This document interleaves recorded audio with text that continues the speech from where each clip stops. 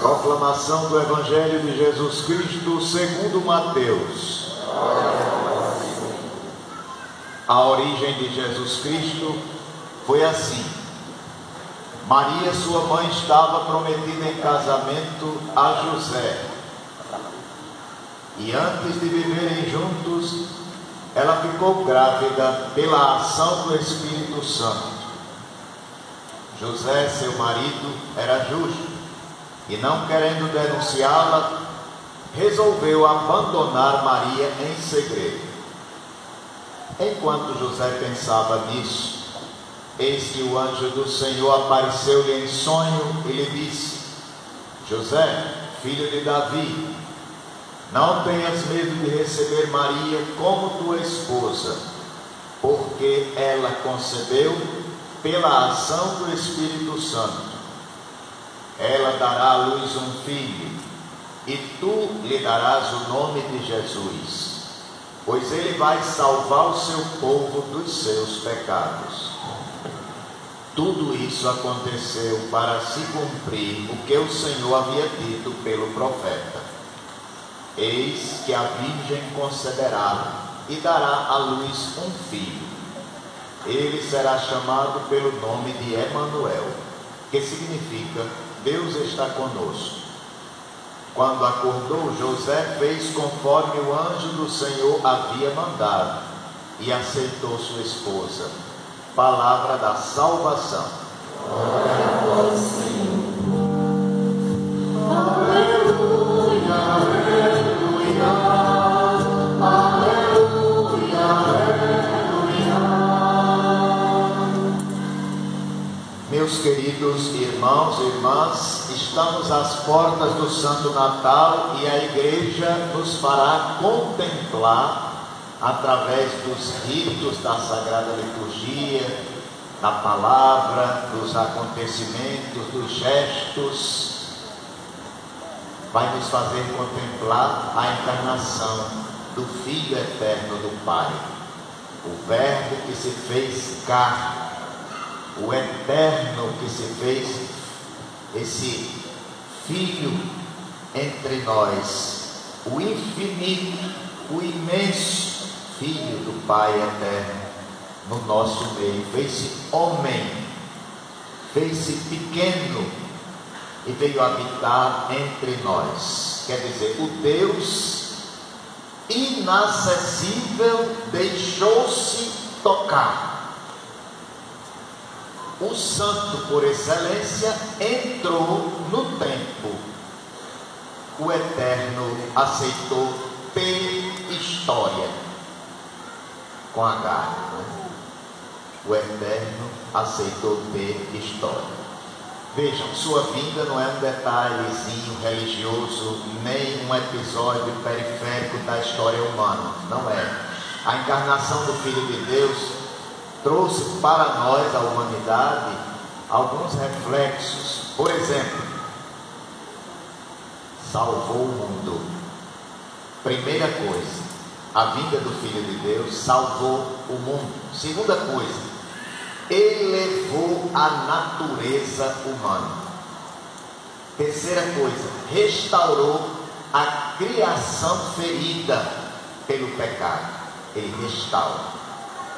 Quarta coisa, abriu novamente o caminho de comunhão com o Pai, o caminho de amizade com Deus, com o Pai. Ele abre novamente este caminho. Então, meus irmãos, o Natal de Jesus traz para nós todos estes reflexos, estes efeitos e muito mais. No mistério do Natal, o pecado não tem mais a última palavra. A morte não é mais como um beco sem saída para a humanidade. A existência humana reencontra seu sentido mais profundo.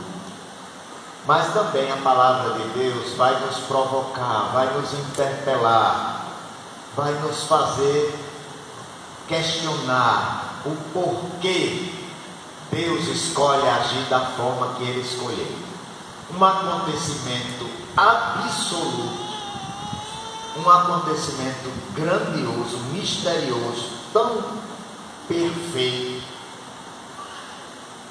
passar pela vida humilde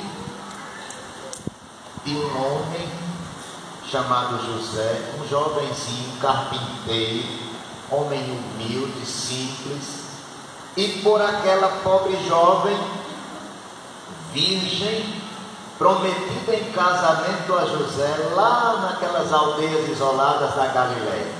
Por quê? Por que não passou pelos palácios? Por que não passou pelos centros do poder? Por que também não passou pelos corredores dos sábios da sabedoria humana, é lógico, não é? Por que não passou pelos corredores da sabedoria humana?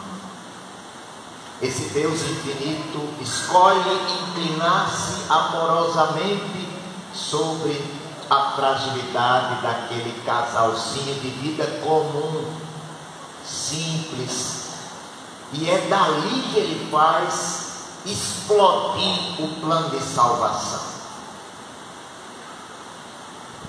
Maria estava prometida em casamento a José e antes de viverem juntos, ela ficou grávida pela ação do Espírito Santo. Quem na história tinha ouvido isso alguma vez? Ninguém. A ninguém foi dito isso, que era possível engravidar pela ação do Espírito Santo. Só a ela. A ninguém, a mais ninguém foi dito. É um mistério inaudito. Inaudito. Palavras que parecem simples, mas com um conteúdo misterioso, cheio de Deus. Um mistério que ultrapassa a lógica humana. Só em dizer que é mistério já está, né? Vai acima da lógica humana. E Deus entra silenciosamente na história concreta de um casal jovem, piedoso, simples, fiel a Deus, e que tinha tantos sonhos, certamente, sonhos legítimos para quem vai casar. Deve sonhar com uma casa, sonhar com filhos, até para a vida deles mesmos, talvez sonhassem com um trabalho, como qualquer família que trabalha para sustentar a sua casa. Nada indicava que eles seriam chamados para algo extraordinário como foram. Esse é o grande questionamento. É justamente aí que Deus escolhe agir. Deus não anulou a vida deles, mas desinstalou um pouco, deslocou tudo, não destruiu os sonhos. Eles continuaram a vida, né, de família que queriam ter, mas de uma outra forma, transfigurou.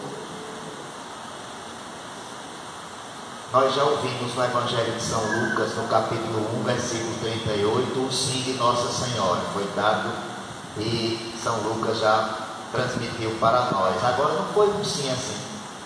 Sim, não. Foi um sim cheio de Deus, cheio de fé. Um sim que assumiu riscos, muitos riscos. Assumiu também o próprio abandono. Com muita confiança, ela assume aquele abandono. Eis aqui a serva do Senhor. Foi o jeito que ela deu sim. Veja, é uma entrega isso. Coloca-se totalmente. E ela acreditou que Deus seria fiel, mesmo quando tudo parecia humanamente inexplicável. Ela lança-se nos braços de Deus e guardou em silêncio. Um silêncio obediente, um silêncio fecundo, um silêncio carregado de esperança. E José também teve que dar sim, porque Deus não invade a vida de ninguém. Deus precisa de um sim também. E em sonho, o anjo vem até José. Interessante, Maria calou, José sofreu, porque ele sofreu, né? Diante daquilo tudo. Ele sabia que aquele filho não era seu biologicamente.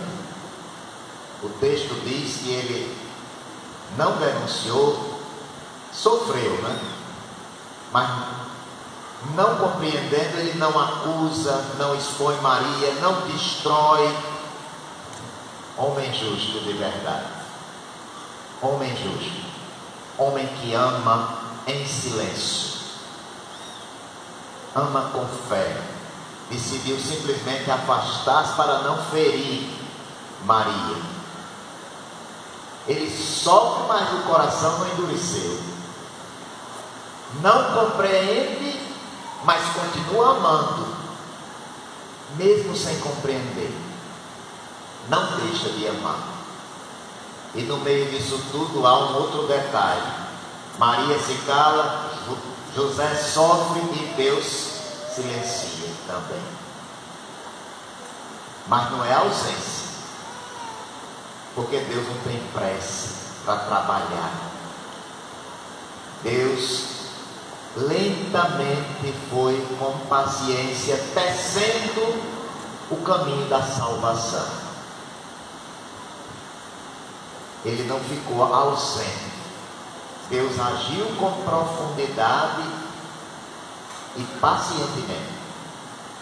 E então, como fez com Maria, Deus falou a José através do anjo: José, filho de Davi. Ora, lá no Antigo Testamento já tinha sido dito que o Messias viria da linhagem de Davi. Então vejam, é por meio desse homem simples que a promessa antiga se cumpre. É pela obediência silenciosa de José que Jesus será reconhecido como filho de Davi. Se José tivesse recuado, o plano visível da salvação seria humanamente interrompido. Não foi. E aí o anjo confia a José uma missão: dar o nome de Jesus à criança. Na Escritura Sagrada, quem dava o nome era o pai. Normalmente era o pai. Dar o nome, nomear, é assumir a responsabilidade. Quer dizer, acolher como filho. E com isso a gente percebe que José ele não gerou biologicamente, mas ele gerou pela fé. Gerou pela obediência, gerou por essa entrega total a Deus. E aí o nome foi revelado pelo próprio Deus. Ele será chamado Jesus. E você que vai ter que botar o nome. Jesus significa Deus salva. Deus salva. Essa não é a missão mesmo que o Messias recebeu para salvar? Agora o interessante é que ele não salva fora da humanidade, não salva à distância. Ele escolhe salvar dentro da história. Não salva de longe, mas assumindo a história, assumindo a carne humana. É interessante. E aí José acreditou, acordou, agiu, acolheu a sua esposa. Esse é o sim de José. Um sim tácito, um sim silencioso. Não discute, não negocia, não impõe condições. Simplesmente aceitou e fez conforme o Senhor lhe mandou, lhe ordenou. Um sim concreto, mas silencioso, perseverante. Mas um sim também que lhe custou caro. Perdeu logo a tranquilidade, teve que fugir muitas vezes com o menino para não matarem. Perdeu todas as seguranças humanas. Os planos que ele tinha foram transfigurados, transformados. Meus irmãos, o que é que quer ensinar para nós esse tempo tão sagrado do Advento, com essas leituras? Eu diria que traz um ensinamento já muito forte. Primeiro, quando Deus quer entrar na nossa vida, Ele não invade, Ele pede consentimento. Você precisa dizer a Deus que Ele pode ser Deus na sua vida. Ele pode agir na sua vida. Ele pede, Ele suplica a acolhida. Mas a resposta é nossa. Isso é um grande ensinamento nesse tempo sagrado do Advento. Você já respondeu a Deus positivamente? assim como foi com Maria, como foi com José, continua sendo conosco. Ele não invade, ele pede para agir na sua vida. Nessa vida que muitas vezes é tão pesada, difícil, ele quer atravessar comigo, por dentro da nossa história. Ele quer ser a presença que eu necessito, mesmo nas minhas fragilidades, nos meus problemas, nas minhas tensões familiares. Ele quer passar por dentro. Eu disse, ele quis assumir a história humana. Aqui fica a pergunta: nós estamos reconhecendo a presença de Deus no cotidiano, na vida? Que a questão não é se Deus está presente, é se eu estou percebendo a presença dele em tudo. Estou reconhecendo que Deus está em tudo, até nos momentos difíceis. Então o Advento nos recorda que a salvação desceu para nós do céu como um dom, mas também brota da terra, da vida concreta. Deus não salva fora da história, dentro dela. Não é fora das nossas crises, mas atravessando-as. Não é fora das fragilidades, mas assumindo-as conosco. Por isso esse tempo sagrado, esse tempo tão santo, nos convida a esse exame sério. Fiquem com essa pergunta: sou capaz de reconhecer Deus na minha vida, em tudo? Ou até nos perguntar: eu abri espaço para Deus no meio da minha rotina, das preocupações econômicas, os medos, as incertezas da vida, as tensões? Eu abri espaço para Ele agir? Ou eu prefiro um Deus que não me perturbe, um Deus que fique longe, um Deus que não me exija nada, nem a transformação da vida, a conversão? Às vezes alguns preferem assim, um Deus que não venha para mudar, que venha, mas não mude nada. Olhem para Maria e José e vejam, tudo foi mudado, tudo foi transformado, deslocado. Então que Nossa Senhora e São José, eles nos ensinem essa fé obediente, este silêncio confiante, esta disponibilidade humilde, que nós aprendamos com eles a reconhecer a presença de Deus nas estradas da vida, e também a responder com generosidade sim a Deus.